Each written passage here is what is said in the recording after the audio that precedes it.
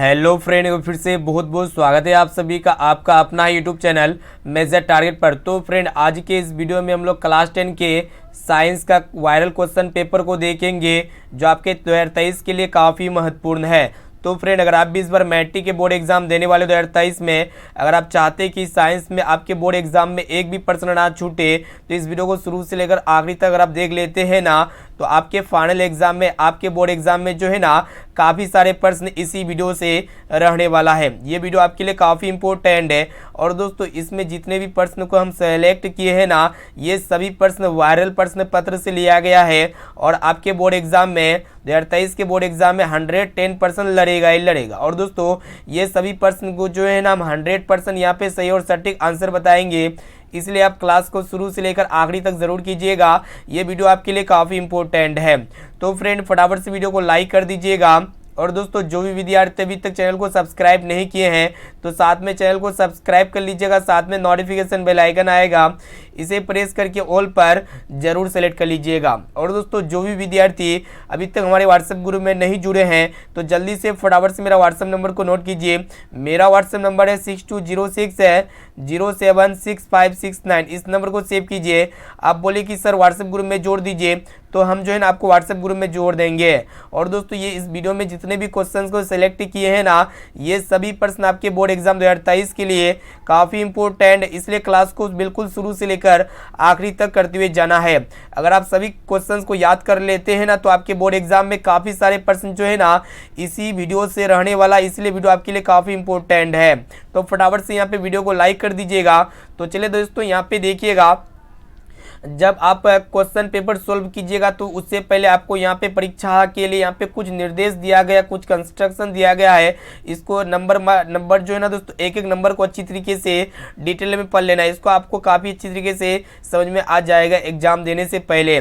अब चलिए दोस्तों, यहाँ पे उसके बाद दूसरा पेज, तीसरा पेज को जब पलटिएगा, तो यहाँ पे आपका जो है ना खंड अ रहेगा, जिसको हम लोग सेक्शन ए कहेंगे। इसमें आपको वस्तुनिष्ठ प्रश्न रहेगा, यानी कि ऑब्जेक्टिव टाइप क्वेश्चंस रहेंगे, जिनमें से आपको टोटली जो है ना 1 से लेकर 80 तक वस्तुनिष्ठ प्रश्न पूछे जाएंगे, और जिनका 4 गो ऑप्शन दिया रहेगा, जिनमें से एक सही रहेगा। और दोस्तों, आपको जो है ना एमआर सीट पे जो है ना 40 प्रश्नों का ही उत्तर देना है, किन्हीं 40 प्रश्नों का ही उत्तर देना है, ठीक है।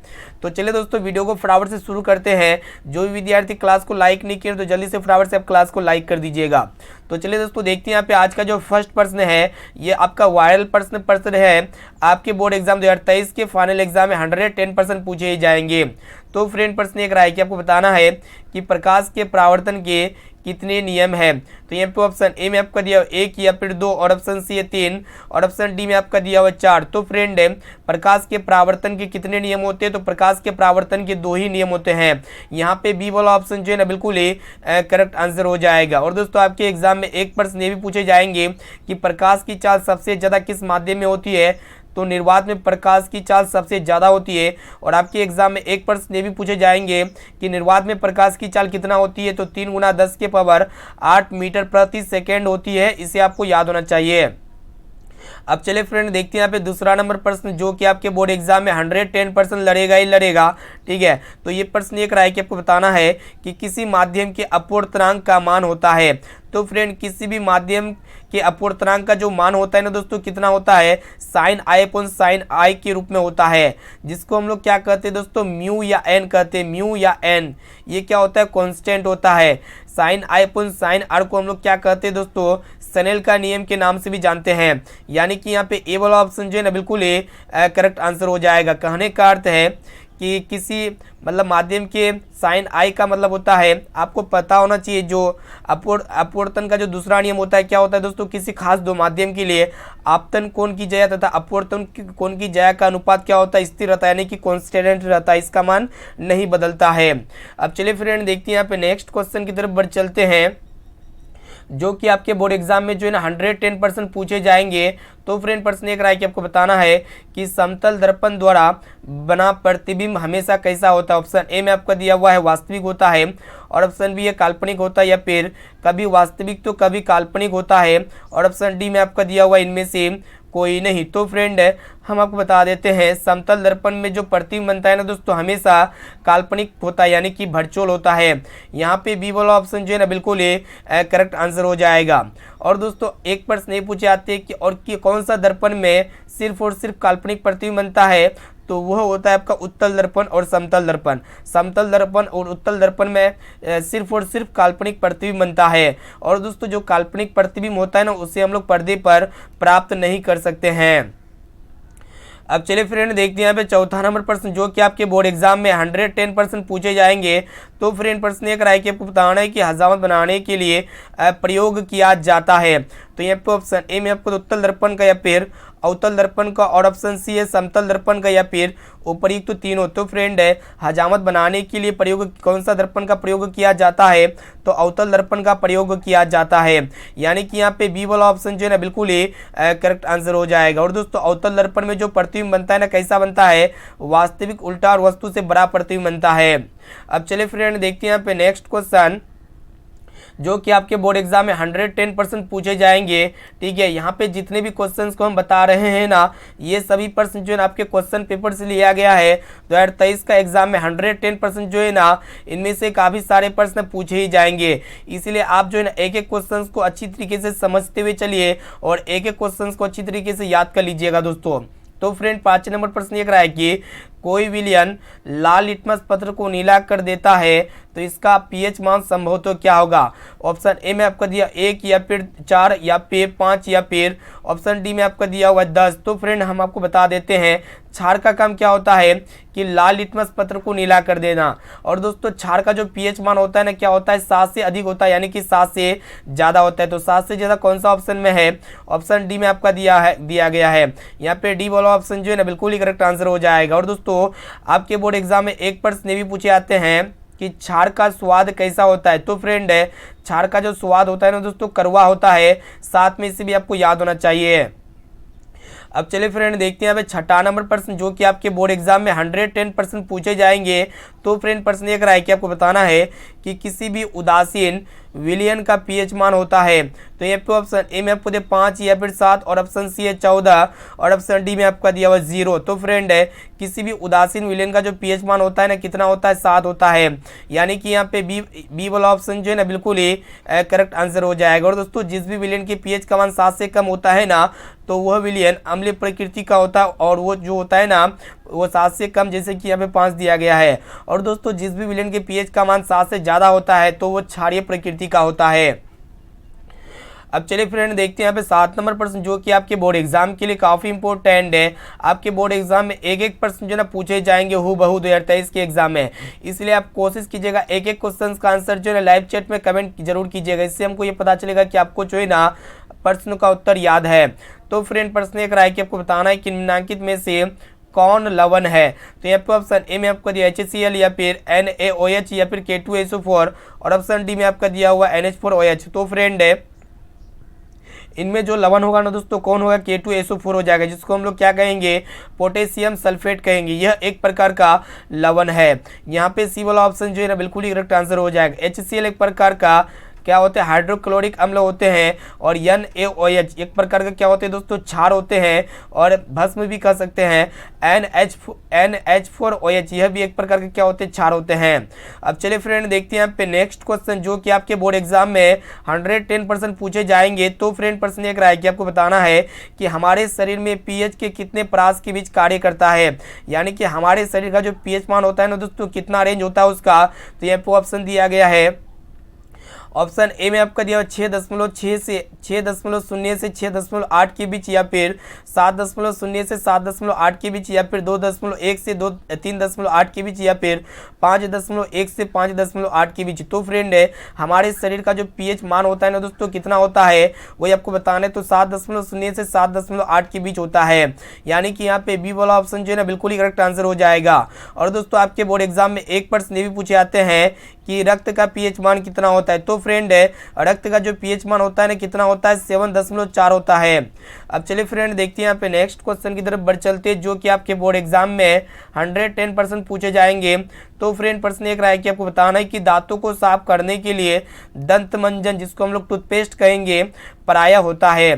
तो ऑप्शन ए में आपको क्षारीय या फिर अम्लीय, और ऑप्शन सी है लवण युक्त, या फिर इनमें से कोई नहीं। तो फ्रेंड दांतों को साफ करने के लिए जो टूथपेस्ट होता है, जो दंत मंजन होता है ना, वह प्राय क्या होते हैं, क्षारीय प्रकृति का होता है। यानी कि यहाँ पे ए वाला ऑप्शन जो है ना बिल्कुल ही करेक्ट आंसर हो जाएगा।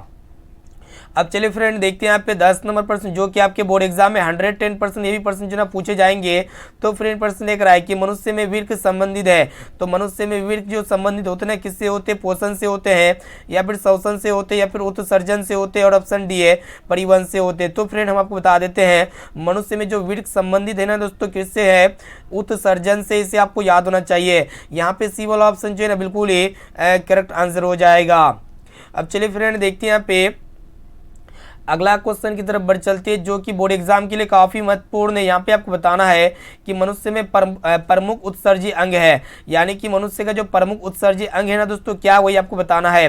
तो यहाँ पे ऑप्शन ए में आपको रक्त, या फिर श्वेत ग्रंथि, या फिर वीर्य, और ऑप्शन डी है अग्नाशय। तो फ्रेंड मनुष्य का जो प्रमुख उत्सर्जी अंग है ना दोस्तों, क्या है, वीर्य है, यानी कि किडनी है। यहाँ पे सी वाला ऑप्शन जो है ना बिल्कुल ही करेक्ट आंसर हो जाएगा। और दोस्तों ये रक्त कितने प्रकार के होते हैं, तो रक्त 3 प्रकार के होते हैं। पहला होता है आपका आरबीसी, उसके बाद दूसरा होता है आपका डब्ल्यूबीसी, और तीसरा होता है आपका प्लेटलेट्स। इसे आपको याद होना चाहिए। अब चलिए फ्रेंड देखते हैं यहाँ पे 12 नंबर प्रश्न, जो कि आपके बोर्ड एग्जाम में 110% हूबहू पूछे जाएंगे।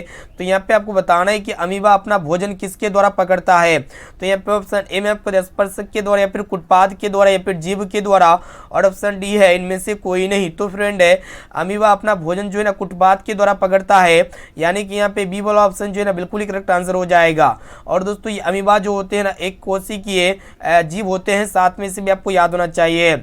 अब चलिए फ्रेंड देखते हैं यहाँ पे नेक्स्ट क्वेश्चन की तरफ बढ़ चलते हैं, जो कि आपके बोर्ड एग्जाम के लिए काफी महत्वपूर्ण है। यहाँ पे आपको बताना है कि मनुष्य के शरीर की सबसे बड़ी ग्रंथि है।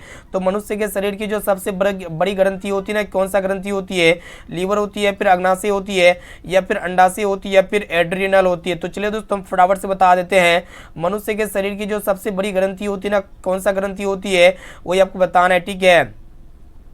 तो फ्रेंड कौन सा ग्रंथि होती है, तो लीवर होती है। इसे आपको याद होना चाहिए। यानी कि यहाँ पे ए वाला ऑप्शन जो है ना बिल्कुल ही करेक्ट आंसर हो जाएगा। अब चलिए फ्रेंड देखते हैं यहाँ पे 14 नंबर प्रश्न, जो कि आपके बोर्ड एग्जाम के लिए काफी इंपॉर्टेंट है। आपके बोर्ड एग्जाम में जो है ना 110% पूछे जाएंगे।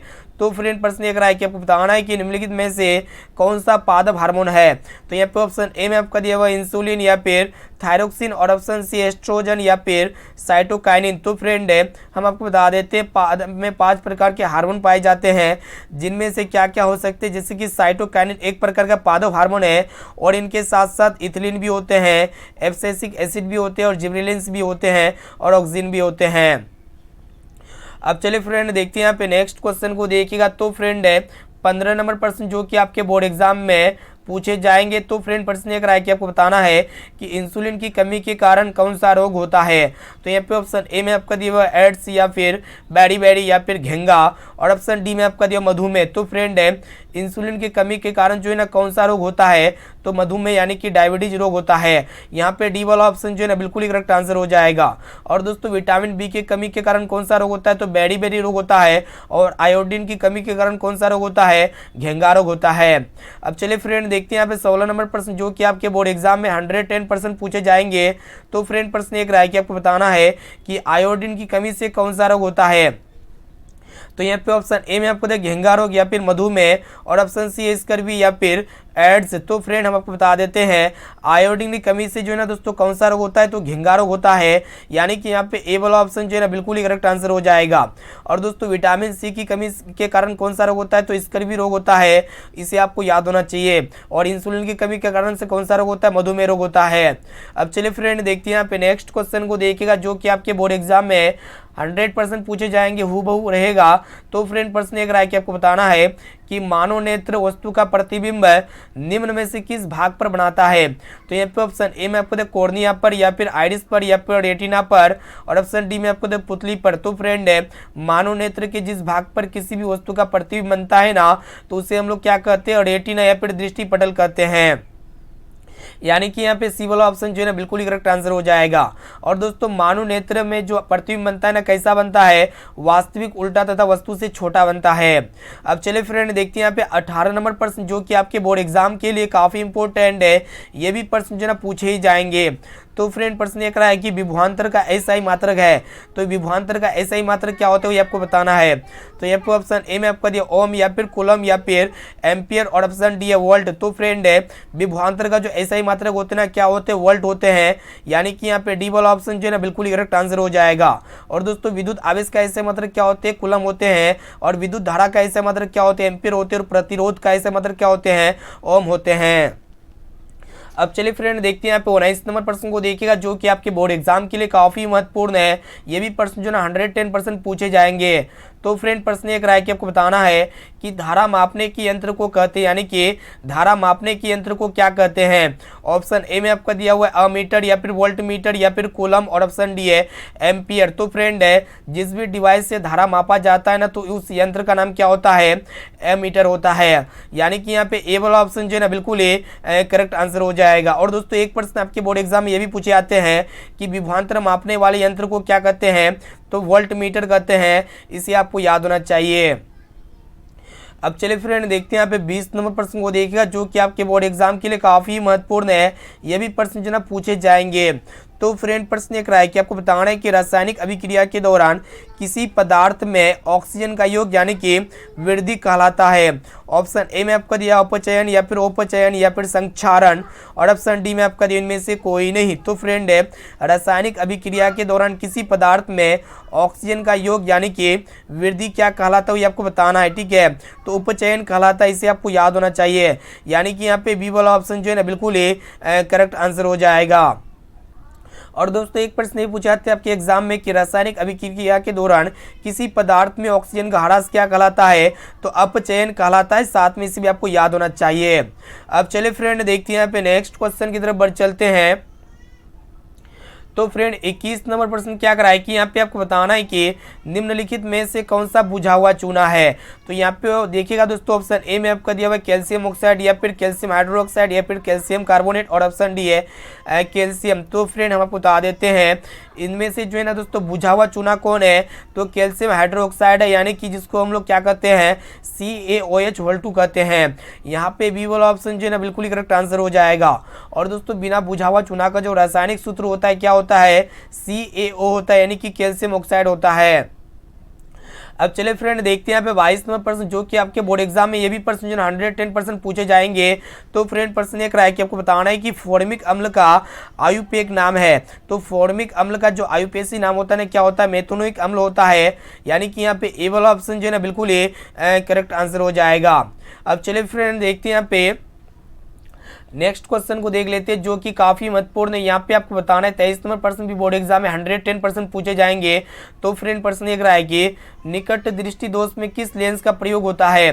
तो यहाँ पे ऑप्शन ए में आपको उत्तल लेंस का या फिर अवतल लेंस का या फिर बेलनाकार लेंस का, और ऑप्शन डी उत्तल एवं अवतल दोनों लेंस का। तो फ्रेंड है जो भी व्यक्ति निकट दृष्टि दोष से पीड़ित होता है ना तो उस व्यक्ति को अवतल लेंस से बने चश्मे का प्रयोग किया जाता है। यानी कि यहाँ पे बी वाला ऑप्शन जो है ना बिल्कुल ही करेक्ट आंसर हो जाएगा। और दोस्तों जो भी व्यक्ति दूर दृष्टि दोष से पीड़ित होता है ना तो उस व्यक्ति को उत्तल लेंस से बने चश्मे का प्रयोग करना होता है। अब चलिए फ्रेंड देखते हैं यहाँ पे 24 नंबर प्रश्न जो कि आपके बोर्ड एग्जाम में 110% पूछे जाएंगे। यहाँ पे आपको बताना है कि वायुमंडल में प्रकाश का कौन सा रंग यानी कि वर्ण सबसे अधिक प्रकीर्णन करता है। तो यहाँ पे ऑप्शन ए में आपको लाल रंग या फिर नीला रंग या फिर पीला रंग, और ऑप्शन डी है नारंगी रंग। तो फ्रेंड हम आपको बता देते हैं वायुमंडल में प्रकाश का कौन सा रंग है जो सबसे अधिक प्रकीर्णन करता है, तो नीला रंग का प्रकीर्णन सबसे अधिक होता है। यानी कि यहाँ पे बी वाला ऑप्शन जो है ना बिल्कुल ही करेक्ट आंसर हो जाएगा। यही नीले रंग के प्रकीर्णन के कारण हमें आसमान का कलर कैसा दिखाई देता है, नीला दिखाई देता है। और दोस्तों एग्जाम में एक प्रश्न पूछे आते हैं कि पृथ्वी से आकाश को देखने से कैसा प्रतीत होता है, तो नीला प्रतीत होता है। अगर आप आंतरिक प्रकाश को देखिएगा ना तो आपको कैसा प्रतीत होगा, तो काला प्रतीत होगा, इसे आपको याद होना चाहिए। अब चलिए फ्रेंड देखते हैं यहाँ पे नेक्स्ट क्वेश्चन को देखिएगा जो कि 25 नंबर प्रश्न जो कि आपके बोर्ड एग्जाम में 110% पूछे जाएंगे। तो फ्रेंड प्रश्न एक रहा है कि आपको बताना है कि टिंडल प्रभाव प्रकाश की कौन सी परिघटना को प्रदर्शित करता है। तो यहाँ पे ऑप्शन ए में आपको दे प्रकाश का परावर्तन या फिर प्रकाश का अपवर्तन या फिर प्रकाश का विक्षेपण, और ऑप्शन डी में आपको दे प्रकाश का प्रकीर्णन। तो फ्रेंड है जो टिंडल प्रभाव होते हैं, जो टिंडल इफेक्ट होते हैं, प्रकाश की कौन सी परिघटना को प्रदर्शित करता है, तो प्रकाश का प्रकीर्णन परिघटना को प्रदर्शित करता है। यानी कि यहाँ पे डी वाला ऑप्शन जो है ना बिल्कुल ये करेक्ट आंसर हो जाएगा। और दोस्तों प्रकाश के परावर्तन के कितने नियम होते हैं, तो प्रकाश के परावर्तन के जो ना दोस्तों 2 नियम होते हैं। चलिए देखते हैं यहाँ पे 26 नंबर प्रश्न जो कि आपके बोर्ड एग्जाम में 110% जो है ना ये भी प्रश्न पूछे जाएंगे। तो यहाँ पे प्रश्न एक रहा है कि आपको बताना है कि कोई विलयन लाल लिटमस पत्र को नीला कर देता है तो इसका पीएच मान संभव तो क्या होगा। तो फ्रेंड हम आपको पहले ही बताए, तो जो भी विलयन लाल लिटमस पत्र को नीला कर देता है ना, तो विलयन क्या होता है, क्षारीय प्रकृति का होता है। और दोस्तों जो भी विलयन क्षारीय प्रकृति का होता है ना, तो उस विलयन का जो पीएच मान होता है ना 7 से ज़्यादा होता है, यानी कि 7 से अधिक होता है। यहाँ पे ग्रेटर देन क्या होगा दोस्तों, मतलब लेस देन 7 होगा, 7 से ज़्यादा होगा। यानी कि यहाँ पे जो है ना दोस्तों ऑप्शन डी बिल्कुल ही करेक्ट आंसर हो जाएगा। ठीक है, ये भी प्रश्न बहुत इंपॉर्टेंट आपके बोर्ड एग्जाम के लिए। अब चलिए फ्रेंड देखते हैं यहाँ पे नेक्स्ट क्वेश्चन को देखिएगा। तो फ्रेंड प्रश्न एक रहा है कि आपको बताना है कि निम्नलिखित में से कौन सा आयन लाल लिटमस पत्र को नीला कर सकता है। तो यहाँ पर ऑप्शन ए में आपका दिया हुआ है O पॉजिटिव या फिर OH माइनस या फिर Cl माइनस या फिर O2 माइनस। तो फ्रेंड हम आपको पहले बता देते हैं, देखिएगा दोस्तों लाल लिटमस पत्र को नीला कौन करता है, तो आपका होता है क्षार। और दोस्तों जो क्षार होते हैं ना वो अपने जलीय विलयन में हाइड्रोक्साइड आयन देते हैं, यानी कि OH माइनस आयन देते हैं। यानी कि यहाँ पे बी वाला ऑप्शन जो है ना बिल्कुल ही करेक्ट आंसर हो जाएगा। अब चलिए फ्रेंड देखते हैं यहाँ पे नेक्स्ट क्वेश्चन जो कि आपके बोर्ड एग्जाम के लिए काफी महत्वपूर्ण है, ये भी प्रश्न है। तो फ्रेंड प्रश्न एक रहा है कि आपको बताना है कि कोई विलयन नीले लिटमस पत्र को लाल कर सकता है तो इसका संभवतः पीएच मान क्या होगा। तो फ्रेंड हम आपको पहले बता देते हैं अम्ल का काम क्या होता है, नीले लिटमस पत्र को लाल कर देना। और दोस्तों जो अम्ल का जो पीएच मान होता है क्या होता है, 7 से कम होता है, इसे आपको याद होना चाहिए। तो यहाँ पे देख सकते हैं 7 से कम कौन सा ऑप्शन में दिया गया है, तो यहाँ पे ऑप्शन ए में आपको दिया गया है, यानी कि यहाँ पे ए वाला ऑप्शन जो है ना बिल्कुल ही करेक्ट आंसर हो जाएगा। अब चलिए फ्रेंड देखते हैं यहाँ पे नेक्स्ट क्वेश्चन को देखिएगा जो कि आपके बोर्ड एग्जाम में ये भी प्रश्न जो है ना 110% पूछे जाएंगे। तो फ्रेंड प्रश्न एक रहा है कि आपको बताना है कि क्लोरोफिल वर्णक का रंग है। तो फ्रेंड ऑप्शन ए में आपका दिया हरा या फिर नीला, और ऑप्शन सी है पीला, और ऑप्शन सी में आपका दिया लाल या फिर सफेद। तो फ्रेंड है क्लोरोफिल वर्णक का जो रंग है ना दोस्तों कैसा रंग होता है, तो हरा रंग का होता है। यानी कि यहाँ पे ए वाला ऑप्शन जो है ना बिल्कुल ही करेक्ट आंसर हो जाएगा। और दोस्तों आपके एग्जाम में एक प्रश्न ये भी पूछे आते हैं कि पत्तियां जो होते हैं ना दोस्तों किसके कारण, मतलब पत्तियां जो होते हैं ना किसके द्वारा गैसों का आदान प्रदान करता है, तो स्टोमाटा के द्वारा जो है दोस्तों वो मतलब क्या करते हैं कि गैसों का आदान प्रदान करते हैं, जिसको हम लोग क्या कहते हैं, रंध्र के नाम से भी जानते हैं। अब चले फ्रेंड देखते हैं यहाँ पे 30 नंबर प्रश्न जो कि आपके बोर्ड एग्जाम के लिए काफी इंपॉर्टेंट है। यहाँ पे आपको बताना है प्रश्न ये कराए कि कवक में पोषण की कौन सी विधि है। तो यहाँ पे ऑप्शन ए में आपको दे स्वपोषी या फिर मृतजीवी, और ऑप्शन सी है समभोजी या फिर कोई नहीं। तो फ्रेंड है कवक में जो पोषण की विधि है ना दोस्तों कौन सी विधि है, मृतजीवी मतलब मृतजीवी विधि के द्वारा पोषण प्राप्त करती है। यानी कि यहाँ पे बी वाला ऑप्शन जो है ना बिल्कुल ही करेक्ट आंसर हो जाएगा। अब चलिए फ्रेंड देखते हैं यहाँ पे नेक्स्ट क्वेश्चन की तरफ बढ़ चलते हैं जो कि अत्यंत महत्वपूर्ण है, मोस्ट इंपोर्टेंट है। यहाँ पे आपको बताना है कि किलोवाट घंटा मात्रक है। तो फ्रेंड ये किलोवाट घंटा जो ना दोस्तों किसका एसआई मात्रक होते हैं। तो यहाँ पे ऑप्शन ए में आपका दिया विद्युत शक्ति का, और ऑप्शन बी में आपका दिया विद्युत ऊर्जा का या फिर धारा का, और ऑप्शन डी में आपका दिया इनमें से किसी का नहीं। तो फ्रेंड हम आपको बता देते हैं ये जो किलोवाट घंटा होते हैं ना दोस्तों किसका एसआई मात्रक होते हैं, तो विद्युत ऊर्जा का एसआई मात्रक होते हैं। यानी कि यहाँ पे बी वाला ऑप्शन जो है ना बिल्कुल ही करेक्ट आंसर हो जाएगा। और दोस्तों आपके बोर्ड एग्जाम में एक प्रश्न ये पूछे आते हैं कि विद्युत शक्ति का ऐसे मात्रक क्या होते हैं। तो विद्युत शक्ति का जो ऐसे मात्रक होते हैं ना दोस्तों वाट होते हैं, इसे आपको याद होना चाहिए। और दोस्तों विद्युत धारा का ऐसे मात्रक क्या होते हैं, एम्पियर होते हैं, और एम्पियर को हम लोग ए के द्वारा दिखाते हैं। चलिए देखते हैं यहाँ पे नेक्स्ट क्वेश्चन जो कि आपके बोर्ड एग्जाम में 110% पूछे जाएंगे। यहाँ पे आपको बताना है कि 1 किलोवाट घंटा 1 किलोवाट बराबर होता है। तो फ्रेंड है 1 किलोवाट जो बराबर होते हैं ना दोस्तों किसके बराबर होते हैं, तो 3.6 गुना 10 के पावर 6 जूल के बराबर होते हैं। यानी कि 36 लाख जूल के नाम से भी जानते हैं इसे हम। यानी कि यहाँ पे ए वाला ऑप्शन जो है ना बिल्कुल ही करेक्ट आंसर हो जाएगा। अब चलिए फ्रेंड देखते हैं यहाँ पे नेक्स्ट क्वेश्चन जो कि आपके बोर्ड एग्जाम के लिए काफी इंपॉर्टेंट है। तो फ्रेंड आपको बताना है कि विद्युत बल्ब में विद्युत बल्ब में फिलामेंट बना होता है? तो यहाँ पे ऑप्शन ए में आपका दिया तांबे के तार का, या फिर लोहे के तार का, या फिर एल्यूमिनियम के तार का, और ऑप्शन डी है टंगस्टन के तार का। तो फ्रेंड विद्युत बल्ब में जो फिलामेंट बना होता है ना, टंगस्टन के तार का बना होता है, यानी कि यहाँ पे डी वाला ऑप्शन जो है ना बिल्कुल ही करेक्ट आंसर हो जाएगा। और दोस्तों विद्युत बल्ब के भीतर कौन सी गैस भरी रहती है? तो निष्क्रिय गैस भरी रहती है, साथ में इसे भी आपको याद होना चाहिए। अब चलिए फ्रेंड देखते हैं यहाँ पे नेक्स्ट क्वेश्चन 34 नंबर प्रश्न, जो कि आपके बोर्ड एग्जाम के लिए काफी महत्वपूर्ण है। यहाँ पे आपको बताना है कि विभवांतर मापने वाले यंत्र को क्या कहते हैं? तो फ्रेंड जिस भी डिवाइस से विभवांतर मापा जाता है ना, तो उस डिवाइस का नाम क्या होता है?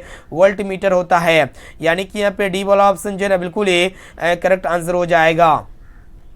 अब चलिए फ्रेंड देखते हैं यहाँ पे 35 नंबर प्रश्न, जो कि आपके बोर्ड एग्जाम के लिए काफी इंपॉर्टेंट है। ये भी प्रश्न जो है आपके बोर्ड एग्जाम में 110% पूछे जाएंगे। तो फ्रेंड प्रश्न एक रहा है कि विद्युत शक्ति का ऐसा ही मात्रक है? तो यहाँ पे ऑप्शन ए में आपका देना न्यूटन, या फिर वोल्ट, या फिर वाट, और ऑप्शन डी है जूल। तो फ्रेंड विद्युत शक्ति का जो ऐसा ही मात्रक होते हैं ना दोस्तों, क्या होते हैं वही आपको बताना है। तो वाट होते हैं, यानी कि यहाँ पे सी वाला ऑप्शन जो है ना बिल्कुल करेक्ट आंसर हो जाएगा। और दोस्तों बल का जो ऐसा मात्रक होता है ना, न्यूटन होते हैं, और न्यूटन को हम लोग एन के द्वारा दिखाते हैं।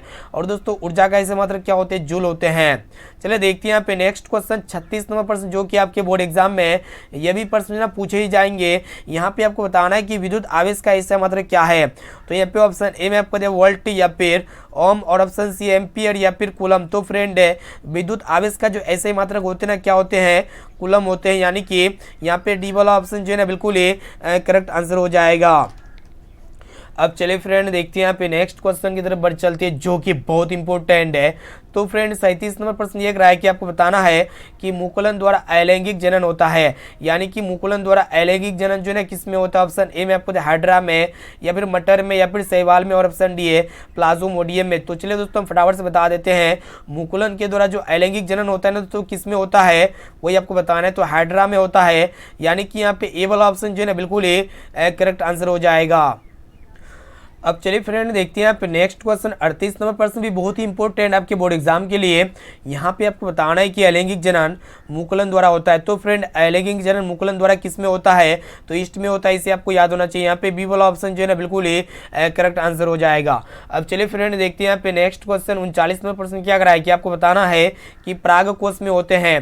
तो यहाँ पे ऑप्शन ए में आपको बाह्यदल, या फिर अंडाशय, या फिर ब्रायोफिलम, या फिर परागकण। तो फ्रेंड पराग कोष में क्या होते हैं? परागकण होते हैं, इसे आपको याद होना चाहिए। यहाँ पे डी वाला ऑप्शन जो है ना बिल्कुल ही करेक्ट आंसर हो जाएगा। चलिए देखते हैं यहाँ पे 40 नंबर प्रश्न, जो कि आपके बोर्ड एग्जाम में 110% पूछे जाएंगे। यहाँ पे आपको बताना है कि मानव आहार नाल, जिसको हम लोग अधर नाल भी कहते हैं, का सबसे लंबा भाग है। तो फ्रेंड मानव आहार नाल का जो सबसे लंबा भाग है ना दोस्तों, क्या है? ग्रास नली है, या फिर अमाशय, या फिर छोटी आंत है, या फिर ग्रास नली है। तो फ्रेंड मानव आहार नाल का जो सबसे लंबा भाग है ना दोस्तों, छोटी आंत है, यानी कि यहाँ पे सी वाला ऑप्शन जो है ना बिल्कुल ही करेक्ट आंसर हो जाएगा। तो फ्रेंड इस वीडियो में हम लोग जो है ना काफ़ी महत्वपूर्ण यहाँ पे जो है ना वायरल प्रश्न पत्र को देख रहे हैं साइंस का। अगर आप ये सभी प्रश्न को अच्छी तरह से पढ़ लेते हैं ना, तो आपके फाइनल एग्जाम में 2023 के एग्जाम में जो है ना काफ़ी सारे प्रश्न इसी वीडियो से रहने वाला है। इसलिए क्लास को शुरू से लेकर आखिरी तक कर लेना है। और दोस्तों एक एक प्रश्न को जो है ना आपको पूरे अच्छी तरीके से याद करते हुए जाना है। और दोस्तों जो भी प्रश्न अगर आपको याद ना हो ना, तो प्लीज़ दोस्तों उस प्रश्न को आप नोट कीजिए और जल्दी से उस प्रश्न को याद कर लीजिएगा। तो चलिए दोस्तों देखते हैं यहाँ पे 41 नंबर प्रश्न क्या कराया कि यहाँ पे आपको बताना है कि बेंजीन का अणुसूत्र है। तो यहाँ पे ऑप्शन ए में आपको CH4, या फिर C2H2, या फिर C6H6, या फिर C2H4। तो फ्रेंड बेंजीन का जो अणुसूत्र होते हैं ना, क्या होते हैं? C6H6 होते हैं, यानी कि यहाँ पे सी वाला ऑप्शन जो है ना बिल्कुल ही करेक्ट आंसर हो जाएगा। चलिए देखते हैं यहाँ पे 42 नंबर प्रश्न, जो कि आपके बोर्ड एग्जाम में 110% पूछे जाएंगे। यहाँ पे आपको बताना है कि निम्न में से कौन एक भूमिगत जल का उदाहरण है। तो यहाँ पे ऑप्शन ए में आपको नदी, या फिर कुआं, और ऑप्शन सी है तालाब, या फिर समुद्र। तो फ्रेंड भूमिगत जल का उदाहरण क्या है? कुआं, इसे आपको याद होना चाहिए। यहाँ पे बी वाला ऑप्शन जो है ना बिल्कुल ही करेक्ट आंसर हो जाएगा। अब चलिए फ्रेंड देखते हैं यहाँ पे नेक्स्ट क्वेश्चन 43 नंबर प्रश्न, जो कि आपके बोर्ड एग्जाम के लिए काफी इंपॉर्टेंट है। तो फ्रेंड प्रश्न एक रहा है कि आपको बताना है कि निम्न में से कौन एक उभयलिंगी जंतु है। तो यहाँ पे ऑप्शन ए में आपको केचुआ, या फिर मछली, और ऑप्शन सी है शेर, और ऑप्शन डी में आपको बकरी। तो फ्रेंड यहाँ पे जो उभयलिंगी जंतु है ना दोस्तों, कौन है? केचुआ, इसे आपको याद होना चाहिए। यानी कि यहाँ पे ए वाला ऑप्शन जो है ना बिल्कुल ही करेक्ट आंसर हो जाएगा। अब चलिए फ्रेंड देखते हैं यहाँ पे 44 नंबर प्रश्न जो कि आपके बोर्ड एग्जाम के लिए काफी इंपॉर्टेंट है। यहाँ पे आपको बताना है कि मानव मादा के जनन तंत्र का भाग नहीं है, यानी कि कौन जो है ना मानव मादा के जनन तंत्र का भाग नहीं है। तो यहाँ पे ऑप्शन ए में आपको अंडाशय या फिर गर्भाशय, और ऑप्शन सी है शुक्रवाहिका या फिर डिंब वाहिनी। तो चलिए दोस्तों हम बता देते हैं, मानव मादा के जो जनन तंत्र का भाग नहीं है दोस्तों शुक्रवाहिका नहीं है, यानी कि यहाँ पे जो है ना यहाँ पे सी वाला ऑप्शन जो है ना बिल्कुल ही करेक्ट आंसर हो जाएगा। अब चलिए फ्रेंड देखते हैं यहाँ पे नेक्स्ट क्वेश्चन को देखिएगा 45 नंबर प्रश्न जो कि आपके बोर्ड एग्जाम के लिए काफी इंपॉर्टेंट है। यहाँ पे आपको बताना है कि नर युग्मक एवं मादा युग्मक के संलग्न को क्या कहते हैं। तो यहाँ पे ऑप्शन ए में आपको किण्वन या फिर बौनापन या फिर मधुमेह, और ऑप्शन डी है कोई नहीं। तो फ्रेंड है हम आपको बता देते हैं नर युग्मक तथा मादा युग्मक के संलग्न को क्या कहते हैं, निषेचन कहते हैं, लेकिन यहाँ पे कोई नहीं हो जाएगा, यानी कि किसी भी ऑप्शन में निषेचन नहीं है, इसलिए यहाँ पे डी वाला ऑप्शन जो है ना बिल्कुल करेक्ट आंसर हो जाएगा। देखते हैं यहाँ पे 46 नंबर प्रश्न जो कि आपके बोर्ड एग्जाम के लिए काफी इंपॉर्टेंट है। यहाँ पे आपको बताना है कि निम्नलिखित में से कौन एक लिंगी पादप का उदाहरण है। तो देखिएगा दोस्तों ऑप्शन ए में आपको सरसों या फिर गुलहुल या फिर पपीता, और ऑप्शन डी है मटर। तो फ्रेंड फटाफट से बताइए कि एक लिंगी पादप का उदाहरण कौन है। तो फ्रेंड एक लिंगी पादप का जो उदाहरण होगा ना पपीता हो जाएगा, यानी कि यहाँ पे सी वाला ऑप्शन जो है ना बिल्कुल ही करेक्ट आंसर हो जाएगा। देखते हैं यहाँ पे नेक्स्ट क्वेश्चन जो कि बहुत ही महत्वपूर्ण है। आपको बताना है कि मुकुलन द्वारा प्रजनन किस में होता है। तो फ्रेंड मुकुलन द्वारा जो प्रजनन होता है ना किस में होता है, तो ईस्ट में होता है, इसे आपको याद होना चाहिए। यहाँ पे बी वाला ऑप्शन जो है ना बिल्कुल ही करेक्ट आंसर हो जाएगा। देखते हैं यहाँ पे नेक्स्ट क्वेश्चन जो कि आपके बोर्ड एग्जाम में 110% पूछे जाएंगे। यहाँ पे आपको बताना है कि फूलों यानी कि पुष्पों में नर प्रजनन अंग होता है। तो फ्रेंड फूलों यानी कि पुष्पों में जो नर प्रजनन अंग होता है ना किसके द्वारा होता है, किस में होता है, तो पुंकेसर में होता है, इसे आपको याद होना चाहिए। यहाँ पे ए वाला ऑप्शन जो है ना बिल्कुल ही करेक्ट आंसर हो जाएगा। अब चलिए फ्रेंड देखते हैं यहाँ पे नेक्स्ट क्वेश्चन जो कि आपके बोर्ड एग्जाम में ये भी प्रश्न जो ना 110% पूछे जाएंगे। यहाँ पे आपको बताना है कि द्विखंडन होता है, यानी कि द्विखंडन किस में होता है, अमीबा में होता है या फिर पैरामेसियम में होता है या फिर लिस्मेनिया में होता है या फिर इनमें से सभी में होता है। तो फ्रेंड है द्विखंडन किस किस में होता है, अमीबा में होता है, पैरामेसियम में भी होता है, लिस्मेनिया में भी होता है, यानी कि ये सभी में होता है। यहाँ पे जो है ना डी वाला ऑप्शन जो है ना बिल्कुल ही करेक्ट आंसर हो जाएगा। अब चलिए फ्रेंड देखते हैं यहाँ पे 50 नंबर प्रश्न जो कि काफी महत्वपूर्ण है भी प्रश्न आपके बोर्ड एग्जाम के लिए। ये भी प्रश्न 110% पूछे जाएंगे। यहाँ पे आपको बताना है कि ताम्र एवं टीन के मिश्र धातु को क्या कहते हैं, वही आपको बताना। ऑप्शन ए में आपको कांसा या फिर पित्तल या फिर सोल्डर, और ऑप्शन डी है ड्यूराल्यूमिन। तो फ्रेंड है ताम्र एवं टीन के मिश्र धातु को क्या कहते हैं, कांसा कहते हैं, इसे आपको याद होना चाहिए। यानी कि यहाँ पे ए वाला ऑप्शन जो है ना बिल्कुल ही करेक्ट आंसर हो जाएगा। तो फ्रेंड आज के इस वीडियो में हम लोग जो है ना फाइनली क्लास 10 के साइंस का वायरल क्वेश्चन पेपर को देख चुके हैं। अगर आप ये 50% को अच्छी तरह से पढ़ लेते हैं ना, तो ये 50% में से काफ़ी सारे प्रश्न जो है ना आपके बोर्ड एग्जाम में 110% पूछे जाएंगे हूबहू। इसलिए एक एक क्वेश्चन को अच्छी तरह से याद कर लीजिएगा। और दोस्तों जो भी प्रश्न अगर आपको याद ना हो ना, तो प्लीज़ दोस्तों उस प्रश्न को अपने नोटबुक में नोट कर सकते हैं, या फिर जो है ना इसका PDF प्राप्त करना चाहते हैं तो सिंपली आपको गूगल पर सर्च करना होगा www.measuretargets.com। ठीक है, सिंपली इसको सर्च कीजिए। उसके बाद जो फर्स्ट में मिलेगा मैट्रिक एग्जाम 2023-22 ना, तो उसमें क्लिक करके आपको जो है ना आप हमारे फ्रंट पेज पे आ चुके हैं। उसके बाद PDF वाले सेक्शन पे क्लिक करके जो है ना आप लोग PDF को फ्री में डाउनलोड कर सकते हैं। और जो भी विद्यार्थी अभी तक हमारे व्हाट्सएप ग्रुप में नहीं जुड़े तो जल्दी से फटाफट से आप मेरा व्हाट्सएप नंबर को ले लीजिए। मेरा व्हाट्सएप नंबर है 6206076569। सिंपली इस नंबर को सेव कीजिए। बोले कि सर व्हाट्सएप ग्रुप में जोड़ दीजिए, तो हम जो है ना आपको व्हाट्सएप ग्रुप में जोड़ देंगे। और इस वीडियो को अपने सोशल मीडिया प्लेटफॉर्म में जरूर शेयर कीजिएगा, ताकि वो भी जो है ना बोर्ड एग्जाम की तैयारी करके काफ़ी अच्छी तरीके से अच्छे मार्क्स ला सके। ठीक है, और दोस्तों जो भी विद्यार्थी अभी तक वीडियो को लाइक नहीं किया ना, तो प्लीज़ दोस्तों जल्दी से फटाफट से वीडियो को लाइक कर दीजिएगा। और चैनल को जो भी विद्यार्थी अभी तक सब्सक्राइब नहीं किए तो यहाँ पे चैनल को सब्सक्राइब कर लेना है। ठीक है, तो फिर मिलते हैं यहाँ पे अगले क्लास में। आज के लिए इतना ही। Thank you. वंदे मातरम।